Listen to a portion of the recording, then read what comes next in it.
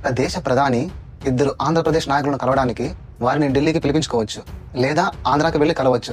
కానీ ఇక్కడ ప్రధానమంత్రి నరేంద్ర మోదీ గారు ఆంధ్రప్రదేశ్ ముఖ్యమంత్రి శ్రీ నారా చంద్రబాబు నాయుడు గారిని, అలాగే ఆంధ్రప్రదేశ్ డిప్యూటీ ముఖ్యమంత్రి పవన్ కళ్యాణ్ గారిని తెలంగాణ గడ్డ మీదే ఎందుకు కలిశారు?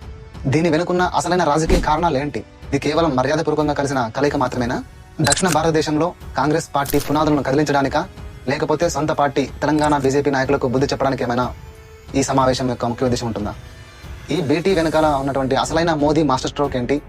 భారతదేశంలోని ఉత్తర భారతదేశంలో ఆల్రెడీ బీజేపీ ఎన్డీఏ కూటమి పార్టీలు మొత్తం ఉత్తర భారతదేశాన్ని ఆక్రమించుకున్నాయి. అలాగే ఇప్పుడు సౌత్ లో ఎక్కువ భాగం కాంగ్రెస్ పార్టీ, కాంగ్రెస్ మిత్రపక్షాల పార్టీలు అధికారంలో ఉన్నాయి. ఇప్పుడు దీని ద్వారా ఆంధ్రప్రదేశ్ లో మాత్రమే బీజేపీ అంటే ఎన్డీఏ కూటమి అధికారంలో ఉంది. వీళ్ళ ద్వారానే తెలంగాణలో కూడా బీజేపీ పార్టీ, ఎన్డీఏ పార్టీల కూటమి అధికారం కోసం ఒక మాస్టర్ ప్లాన్ ని సిద్ధం చేయబోతుందా? ఈ వీడియోలో మనం డిస్కస్ చేసిన ప్రయత్నం చేద్దాం. అందరికీ నమస్కారం.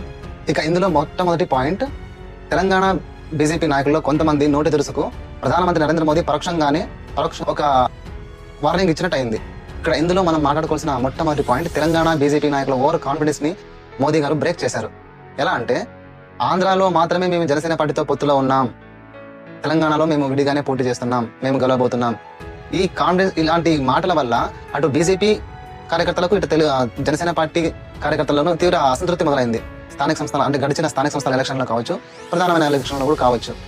అలాంటి వారికి అలా ఈ నోటి దురుసుగా ప్రవర్తించినటువంటి ఆ బీజేపీ నాయకులకు మోదీ గారు పరోక్షంగానే డైరెక్ట్ గా ఒక వార్నింగ్ లాంటిది ఇచ్చినట్టే ఇది ఈ సమావేశం.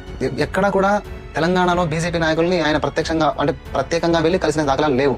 ఈ సమావేశం, ఈ పర్యటనలో కేవలం పవన్ కళ్యాణ్ గారిని, నారా చంద్రబాబు నాయుడు గారిని మాత్రమే వాళ్ళ ఇంటికి వెళ్లి మళ్ళీ కలవడం జరిగింది. నారా చంద్రబాబు నాయుడు గారితో 1-10 నిమిషాల పాటు సుదీర్ఘంగా చర్చించారు. ఇది వ్యక్తిగత పర్యటన, సాధారణమైన పర్యటన లాగా మనం చూడలేం. అలాగే పవన్ కళ్యాణ్ గారి ఇంటికి వెళ్ళి ఆయన్ని పరామర్శించి, ఆయనకు ఆపరేషన్ చేయడం వల్ల ఆయన్ని పరామర్శించి అక్కడ కూడా దాదాపు 20-30 నిమిషాల సమయం అక్కడ ఆయనతో గడిపారు, పిల్లలతో గడిపారు.